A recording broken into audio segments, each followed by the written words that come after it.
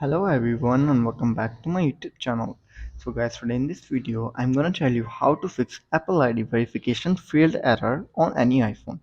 So guys, if you're encountering an Apple ID verification error like this, it can be frustrating, but there are several steps you can take to resolve this issue.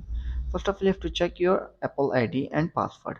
Since you have entered your Apple ID, usually your email address and password correctly, it's easy to make a typing mistake, so double check your credentials. After this, then you have to do is update your password. If you have recently changed your Apple ID password, make sure you are using the new one. Outdated password can result in a verification failure. Still doesn't work, then you have to do is check for server status. Sometimes Apple servers may experience issues. Before troubleshooting your account, verify that your Apple systems are operationally by visiting Apple system status page. After this, then you have to do is turn off your VPN. If you're using a VPN or proxy, try disconnecting from it and sign in without it. These services can sometimes interfere with the verification process. After turning off the VPN, you're still facing the issue again and again, then you have to do is update your iOS version. You have to indicate that your iPhone is running the latest version of iOS 17. Outdated iOS version can cause these type of issues.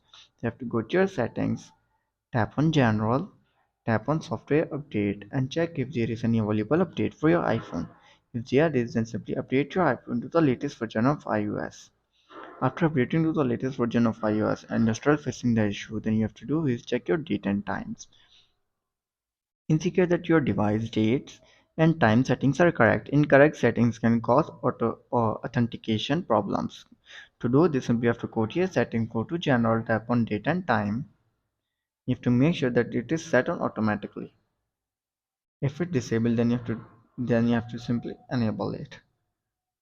After trying this all solution and you're still facing the issue again and again and you're facing this error, then you have to do is reset all settings on your iPhone. To do this, simply have to tap on your general, scroll down and then tap on transfer or reset iPhone, tap on reset all settings, enter your passcode and fix your issue.